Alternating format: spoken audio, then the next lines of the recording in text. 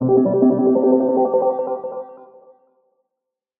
Dara, welcome back to University of Toronto Mississauga's Get Hired Fair 2025 January. Can't believe we're here, but welcome back to you and SOTI. Can you help us introduce yourself and a little bit about SOTI? Absolutely. Well, thank you so much, Jason. My name is Dhara and I'm a talent partner for campus recruitment working at SOTI. Get Hired Fair is quite special to me because I started my career and my first career fair as an employer was the Get Hired Fair in Mississauga. That's awesome. So it's always special to be back. Well, welcome back, and we're so glad that we were able to help you start your career at SOTI with this career fair. Dara, you've been doing this for a little while now, and you've met hundreds and hundreds, if not thousands, of students at this point in time. Yeah. Just wondering, how important is it for a student to have an elevator pitch when they meet you? Jason, especially at a setting such as a career fair, an elevator pitch, I believe is quite important because I'm a firm believer of first impression makes the best impression. Right, so which is why I think an elevator pitch can demonstrate a student's, effort, their focus, and create a personal brand. Most importantly, right? From the get-go, those first 1 minute interacting with the recruiter can set the tone for the rest of the conversation. The recruiters sort of get an idea of what exactly the students are looking for, and they will put in their efforts as well to knowing a little bit more about the student. It leaves a mark, and I can say that for myself personally, where I have had many students give an elevator pitch which is stuck by me, and I have followed up with those students myself, right? I don't wait for them to reach out to me. In fact, I reach out to them. So it's that important for me. That's really interesting you brought that up. Yeah. So I'm going to put you on the spot. Sure. Do you remember a very remarkable elevator pitch, or do you have an example, or even a concise sort of what they said to you that sort of stuck out? I do. So I was at a career fair, and it was more so like a project representation of a career fair where students were showcasing different projects that they've worked on. There was this particular student who they didn't really have a setup like any other student. They were just there at their booth, right, by themselves. I go up to them, they introduce themselves to me, I introduce myself, and I ask them what they're studying. They go on by telling me their name, the program that they're in, and they just handed me an NFS token. They said everything else about me is once you tap the NFS token on your phone, all of the details regarding me will pop up. So I did that. And literally his personal portfolio was right in front of my eyes. Wow. That left a mark. I still have that little token with me. And I reached out to the student later on. Okay. Dara, so let's build on that.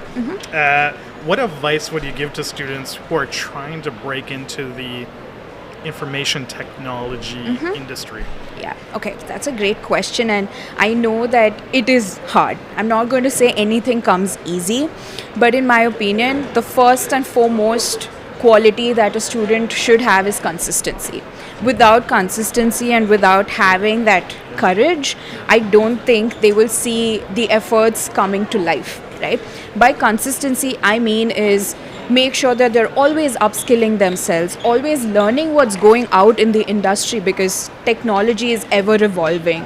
Change is always constant in technology. And I also think that for students who are just starting off, a platform such as Get Hired Career Fair is very, very important for them to attend. They may not get an interview out of this, but at least they will get that knowledge of what company is looking for what kind of positions, right? I think that's the starting step, taking that effort and putting that continuous effort till they see the outcome of it. Yes, that makes absolute sense. So consistency, I've not actually heard an employer suggest that before, so thanks a lot, because I think that's important. It's almost a job in itself to find a new opportunity. Absolutely. And without that consistency, it's almost like you're trying to work out. We're in a new year, and probably people have new resolutions, like I want to get fit. But if you're not exercising in a day and consistently going to the gym every day, you're not going to see those results. So that makes a whole bunch of sense to me.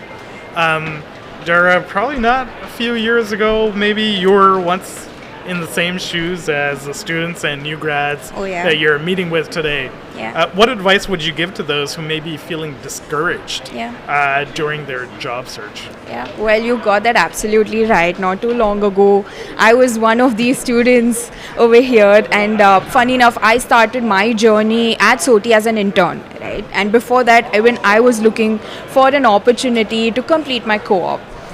Discouragement and I would say dissatisfaction is part of the process. It happens to everybody. I don't know anybody personally who's applied to one job and got it. It does not happen, right? But I would say for students, this is just the beginning. They're looking for co-op. They're looking to see where they can, grow into, where they can branch out to. I think I would still point out the same thing that I said in my last question: consistency, right? Be very resilient. Again, discouragement is part of the process, but that should not be taken into account. Moving forward should be the attitude. I will also like to say one other point is always celebrate small wins. Even getting an interview is a small win. And not landing that job is secondary, but getting that interview is a small win, and they should celebrate that, knowing that they're going in the right path. Yes. If one interview didn't work out, maybe the fifth or the sixth interview will work out. Yeah. Right? Yeah. So the whole thing is a process, and they need to accept the process. Discouragement will happen, but at the same time, they will see success if they remain consistent. I think one of the best definitions for me personally around resiliency is the term bounce back. Yeah. And that's what it's all about. And so, yes, you might feel discouraged and you might feel down, but like I said, not many people, or probably there are unicorns there that got the job the first time they tried. Yeah. But most of us, myself included, it is all about that resilience and bouncing back. Absolutely. Absolutely. Dhara, thank you so much once again to you and the whole SOTI family for coming back onto campus and always being here to support our students, hiring them, taking them through a process of learning new skills. We thank you, Dhara, and SOTI for being here once again. Thank you so much, Jason. Lovely being here.